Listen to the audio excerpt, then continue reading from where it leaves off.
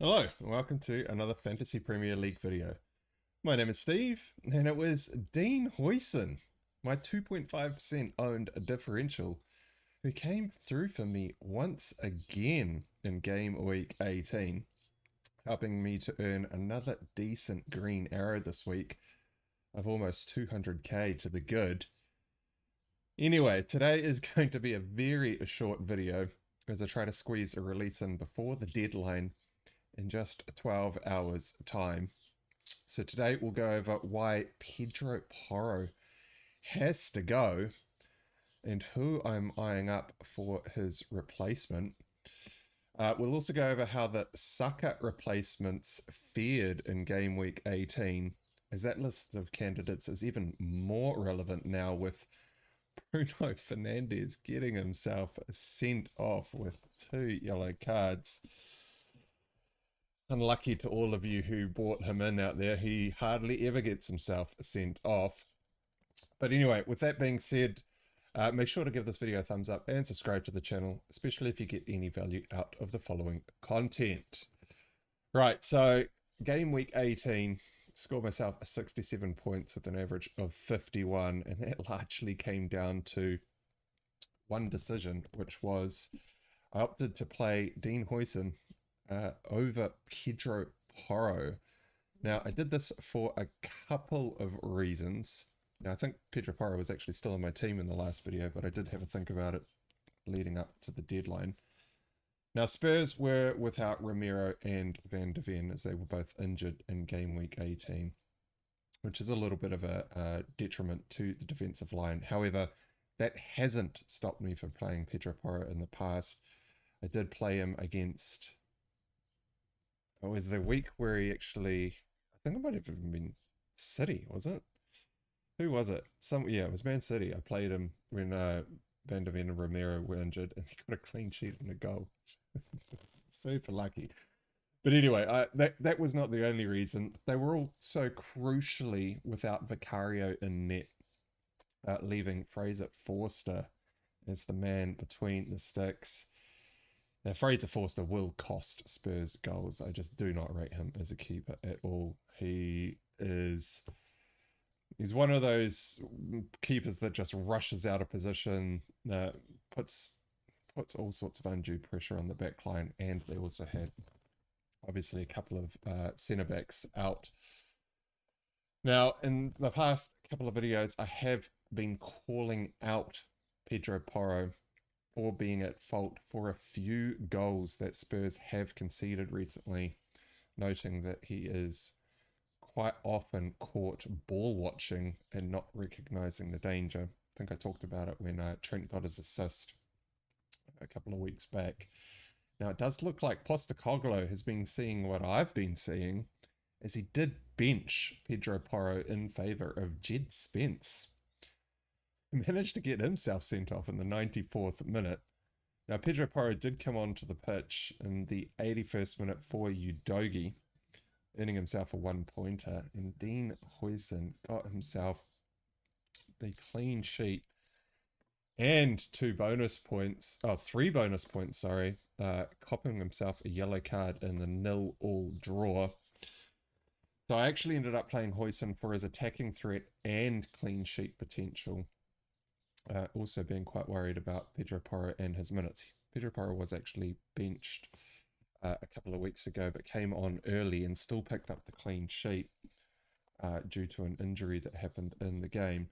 Now, Huijsen saved a certain goal in the 49th minute of the match, taking the ball off the striker's toes with Kepa already on the floor, having just made a save. And then Dean Huijsen almost stole the game in the final minute of added time, just missing connecting with a header from 7 yards out. It could have been a lot more than 8 points. Now, I've got one free transfer this week and 2.6 million in the bank. And Pedro Porro is likely to drop in price, not today, but he probably will before next week's deadline. And I just want to preserve some money and actually get rid of him this week with my one free transfer. bringing in a little bit more defensive cover. So we'll go through my options at the end. We'll just run through the team quickly with how everyone else went, because I know a lot of you are probably looking at Bruno Fernandes replacements at the moment. So with Saka injured last week, I sold Saka and brought in Martinelli, who did pick up 3 points. He actually scored one of the highest scores out of most of the replacements that a lot of managers were eyeing up last week. Now, Martinelli himself, where are my notes on Martinelli? Oh, they're all the way down here. So he was playing in Saka's position, but he was kind of flirting in and out of central roles, rotating with Jesus. And then when Jesus went off, he was still doing the switch where he was sometimes on the wing, sometimes playing centrally. He didn't actually get a hell of a lot of opportunities to shoot in the match. Arsenal were actually finding it quite hard to find him. Odegaard had a horrible first half. He was just, man, so much of the play was breaking down with Odegaard with the ball at his feet. It was just not working for Arsenal on the whole. I don't even think did Martinelli even end up with a shot? Yeah, 0.007 XGI, and that was all expected assist. He was very much largely uninvolved. A lot of this did come down to Ipswich switching the formation up, playing 3 at the back, which was actually more 5 at the back. They often had 5 men sitting in deep, so it was a very low block that Arsenal were coming up against. Greaves actually made it back onto the pitch, got himself 90 minutes with the switch of formation, and that's something to keep in mind this week. Is who's playing Ipswich? Someone big. Oh yeah, it's Chelsea's playing Ipswich this week. So for all of you out there considering Palmer as a captain, he will be going up against that low block of Ipswich almost certainly, as they did do quite well against Arsenal, keeping them very concealed, restraining a lot of shots from goal. Anyway, so Bruno Fernandes was one of the main replacements for Saka last week. He got himself carded in the 18th minute and then again in the 47th, early on in the second half.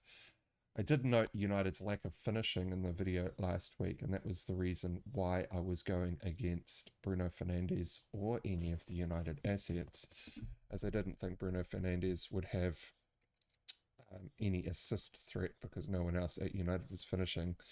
So I actually got away with one there. Bruno Fernandes came away with -2 points, Martinelli with 3, so it's a 5-point swing there.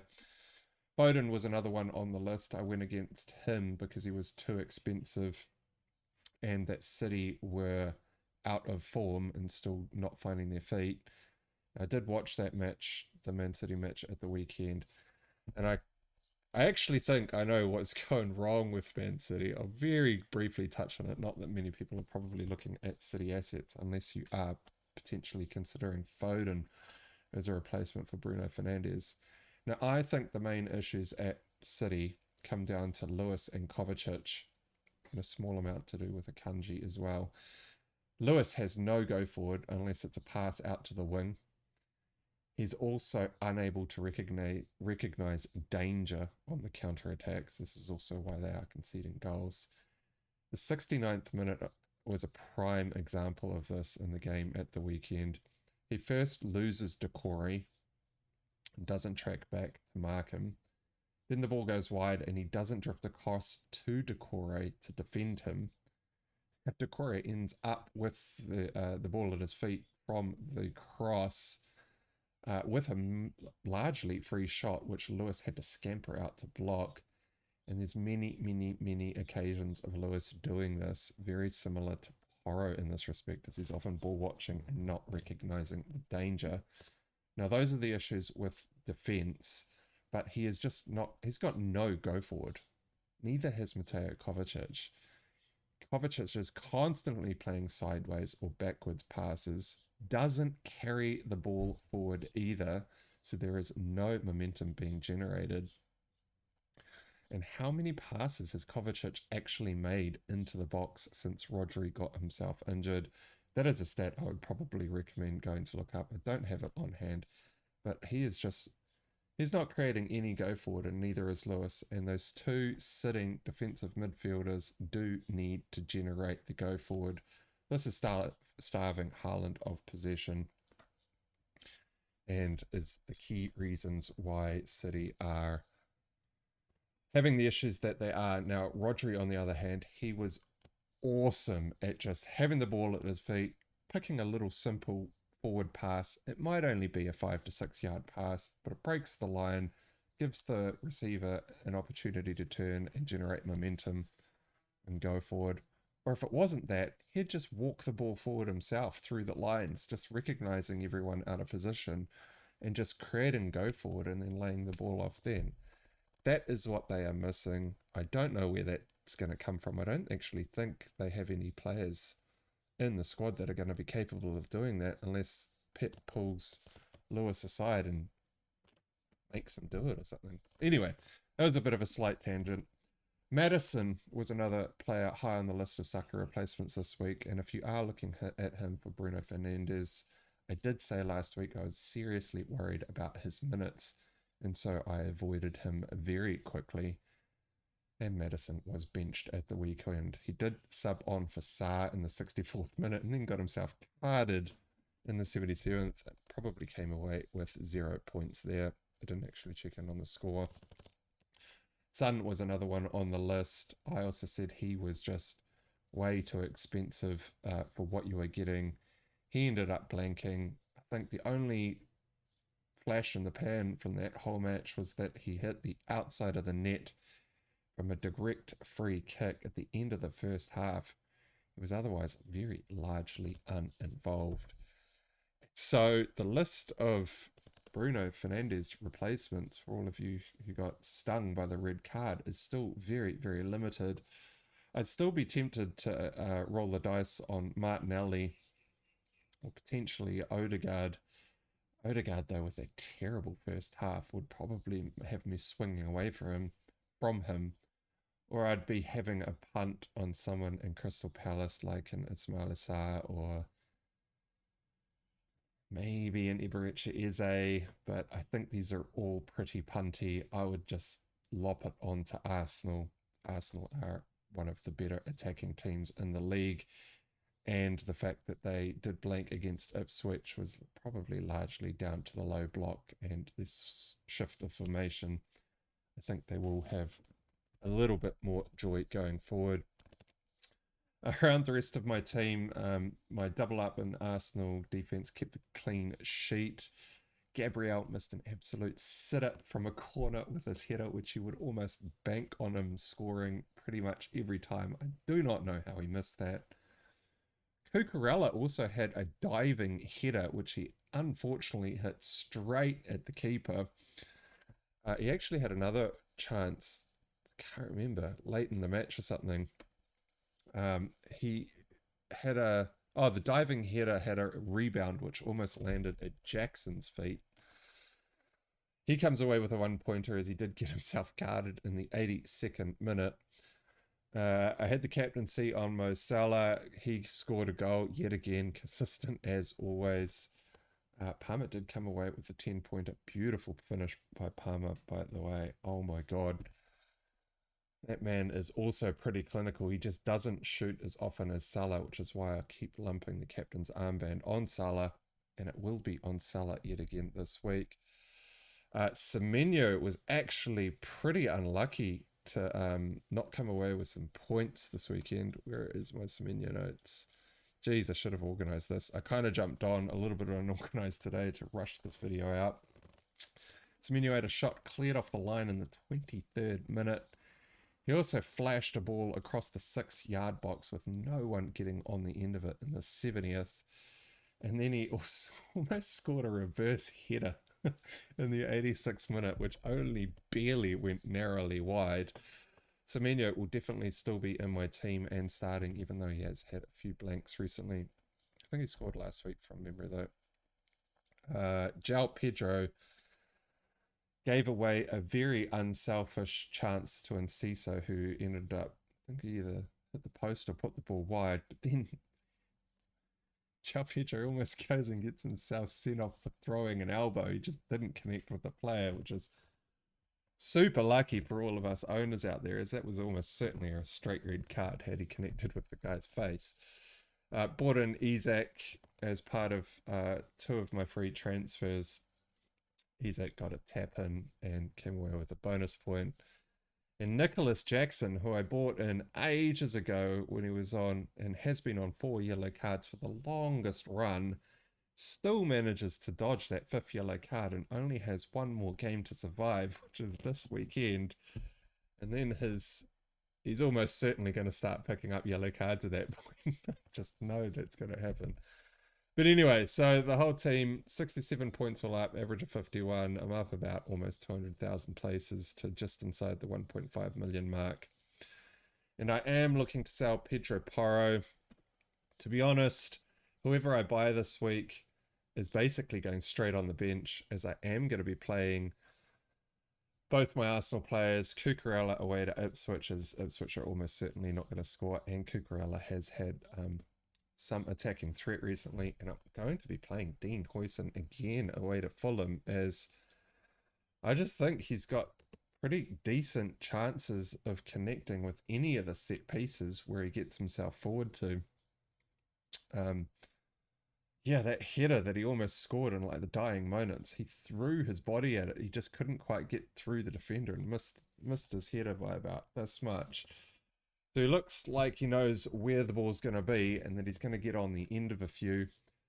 Pedro Porro has to go. The reason for this is Spurs are terrible in defense. Pedro Porro is getting benched. He will probably play against Wolves this week, as Jed Spence, his replacement, did get himself sent off. So Pedro Porro is going to play, but I'm actually selling him to preserve funds. I bought Pedro Porro in for 5.5 million. He's down at 5.5. He is going to drop in price, not before this deadline, but he probably will drop early next week. And so to avoid being forced into an early transfer this next week, I think I'm just going to do the move this week. And whoever I bring in is just going to go straight on the bench. And I think I'm going to go with a Fulham defender. Now, I could go super cheap with the likes of Castagna down at 4.3 million. But I think I'm just going to bring in Anthony Robinson, currently at 4.9 million. The upcoming run of fixtures is pretty good. Let's zoom this in a bit. Oh, that's the wrong button. So across the next 4 game weeks, Fulham are 5th on my fixture ticker. I will be benching him at home to Bournemouth, as I do want to be playing Semenyo this week, and I think I'm just gonna, go all in on Bournemouth there. But then he's got Ipswich at home, great fixture, which I'll probably play him in. West Ham away, it's also a pretty decent fixture, as West Ham haven't been clicking too well. And then Leicester away in game week 22. Fulham's extended run is pretty good as well. I could go from Pedro Porro right up to Trent Alexander-Arnold. I just do not think he's good enough value for money to want to be doing that. And I think I'm probably going to be upgrading João Pedro sometime soon. So I'm going to actually add more funds to my bank in order to be able to make that move in a week or two. The other close candidates is probably someone from Nottingham Forest, but it's 2 away fixtures and then Liverpool at home, which is okay. I mean, it's probably pretty close between the two. The other one is Lewis Hall at Newcastle, who just continues to get points and crush my rank a little bit. Sorry, the final one, who I see a lot of content creators going for, is Munoz at Crystal Palace. He's at around about 5.0 million, somewhere around there. Southampton at home this week. Yep, pretty good. Munoz is putting together some pretty decent attacking stats. But I did own Munoz in game week 1 as part of a double up in a Crystal Palace defense where I started the season with Henderson and Munoz. Now, Munoz did get some attacking opportunities early on in the season, but his finishing is just all over the place. I'm sure he's probably going to get some crosses into the box, and maybe the likes of Matera, um, maybe Eze or Ismail Assar, if they're getting forward enough, could get on the end of it. Yeah, but I'm just not sold. I think Fulham's attackers and run of fixtures probably better. It's very, very close, but yeah, I've been to Munoz earlier in the season. I wasn't too happy with what he was doing. To be fair though, I haven't been watching a lot of Crystal Palace lately, and so I'm not entirely sure if he's found his accuracy or not. So I really am going on old knowledge here of about, I held him for about the first month of the season, I think it was. So we are going back about 15 game weeks or so, but I think I'm just going to go in on Fulham as their expected goals conceded stats across the entire season have them sitting currently fourth, which is pretty good going. Where's Crystal Palace? Yeah, Crystal Palace are all the way down here, 27, 21. I think it's going to be Anthony Robinson for me. As you can tell, I'm not too excited about the replacement. This is more about just saving value on Pedro Porro and just getting rid before I have to make an early move next week.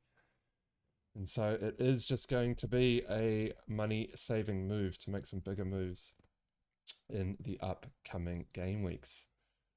But all right, well, that wraps up this video. Captain this week, sorry, will be Mo Salah, vice captaincy on Palmer, as I think Chelsea will struggle to break down the 5-man block of Ipswich. But apart from that, thanks for watching.